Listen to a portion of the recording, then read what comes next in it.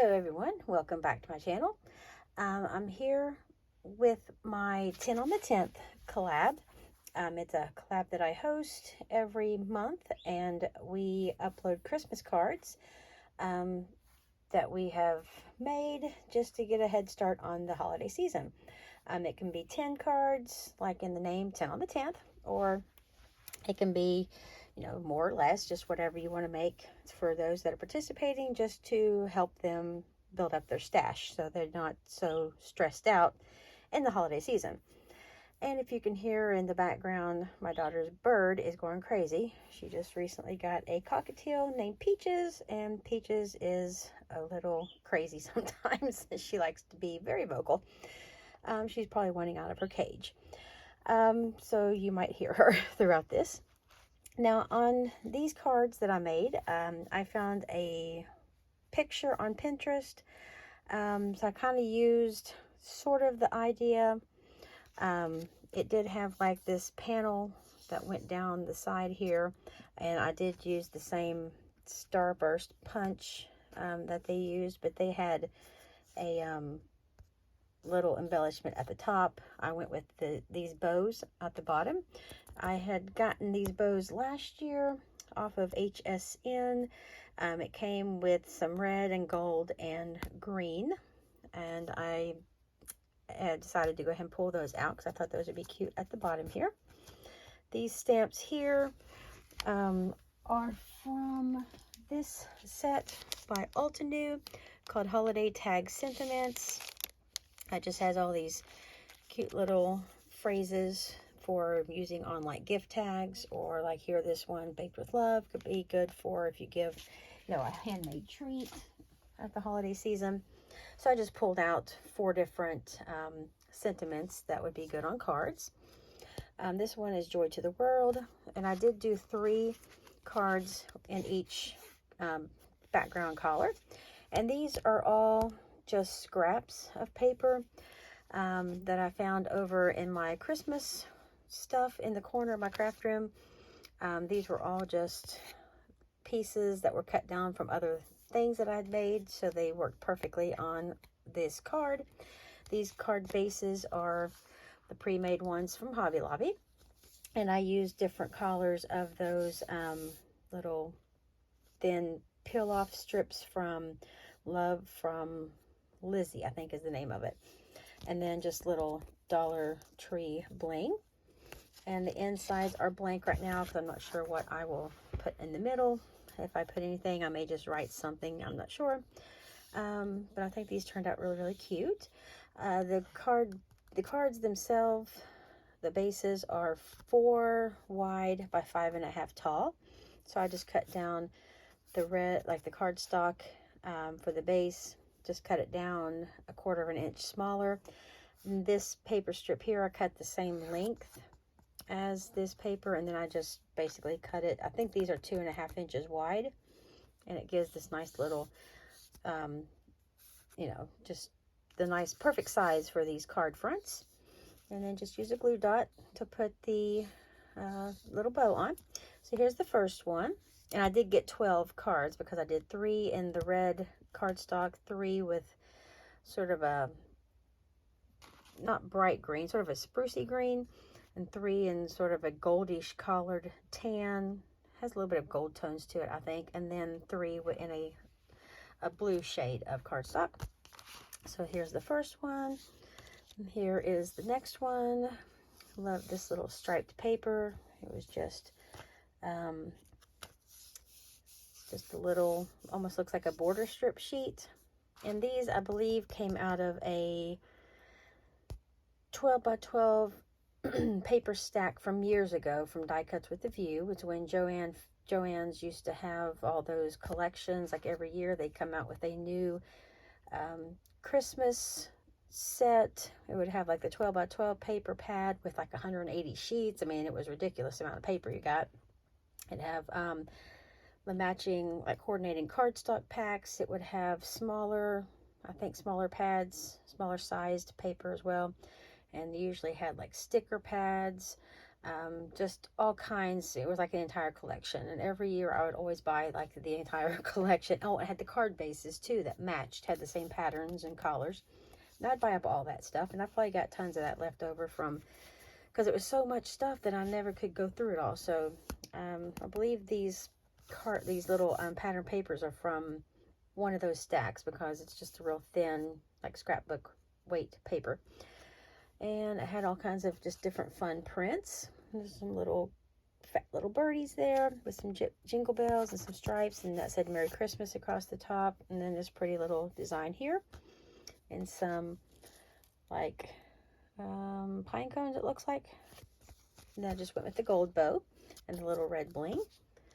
The last one in the red has this really pretty holly pattern paper, and I went with the gold or green glittery strip down the side, and then this dark green bow to match. The next three are this really dark green background paper, and this one is just a solid green card. I did use sort of a light green strip on the sides, because it this is a little bit lighter green shade in the design, and so I thought that kind of helped pull that out a little bit. Went with the dark green bow and the green bling. I love how that turned out. I think it's really, really very simple, but very elegant looking, with all that one different shades of one color. I guess monochromatic.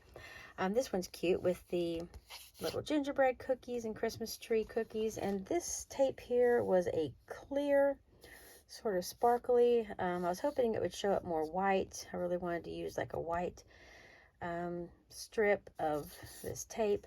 But it ended up like making it look almost like green glitter tape. Even though it's clear, but it still looks okay. And then I went with the gold bow and just some of the green bling on that. And these three cards, I did use the joy, love, and peace stamp. And the last one of the green has this really cute little pattern paper that almost looks like little, it just has little random blocks of images and words that was on the paper. And went with the red bow and the red bling on that, and used some red, sort of it almost feels like a jelly-like texture. It's really cool. It's glittery and pretty. And there again, the insides are just blank. Now these three here have sort of the craft color, but to me they sort of have a hint of either a sort of a goldish tone to them. This really pretty paper I used here that just is the tone on tone. Well, not tone on tone, but it's the red background and sort of a red and cream colored images. And red bow, red bling. And again, I went with that same sort of red. No, this one isn't the glittery one. This one's just sort of a slick looking one. See lots of reflection there. And thought that one turned out really nice. Simple, very pretty. And then this one, I love those stripes. Love how that turned out looking on the card. And these sort of craft tan colored cards, I just used the stamp that says Warm Wishes with the red bow and the red bling. Love that red and craft color together. I think that's very nice looking. And the last one of the yeah, I've got three of these. This one, the blue paper, I love that blue with the sort of a tannish color, snowflakes in the background. Went with a sort of a teal colored little strip down the side. Went with the gold bow, and I just used some clear bling on this, since, you know, red and green would not have looked good, obviously. And then love how that one turned out. Love that blue on that craft.